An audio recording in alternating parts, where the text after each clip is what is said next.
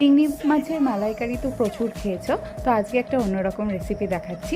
প্রথমে নুন হলুদ মাখিয়ে রাখা গলদা চিংড়িগুলো তেলে ভেজে রাখবে। সেই তেলেই এখানে গাঁঠি কচু নেওয়া হয়েছে, সেইগুলোকে এরকম মাঝখান থেকে কেটে তারপর একটা করে চিড় মেরে এটা সেই তেলের মধ্যেই ভেজে নিতে হবে ভালো করে।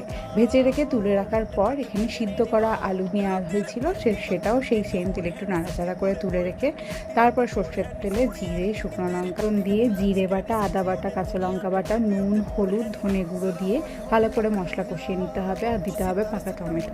নিয়ে ভালো করে মশলা কষে যাওয়ার পর আমি এখানে কচুগুলো দেওয়া হয়ে গেছে, আর এরপরে দেওয়া হয়েছে ভালো করে কষিয়ে রাখার পর গরম জল। তারপর ফুটতে দেওয়ার পর যখন কচুটা প্রায় সিদ্ধ হয়ে যাবে তখন আলু আর চিংড়ি মাছটা অ্যাড করে দেবে। আর নামানোর আগে অবশ্যই কাঁচা লঙ্কা দিয়ে দেবে, তাহলে কিন্তু স্বাদ গন্ধ দুটোই খুব ভালো হবে। তো এটা গরম গরম ভাতের সাথে তোমরা খেও আর জানিও কেমন লাগলো রেসিপিটা। টিল দেন আবার দেখা হচ্ছে, টাটা।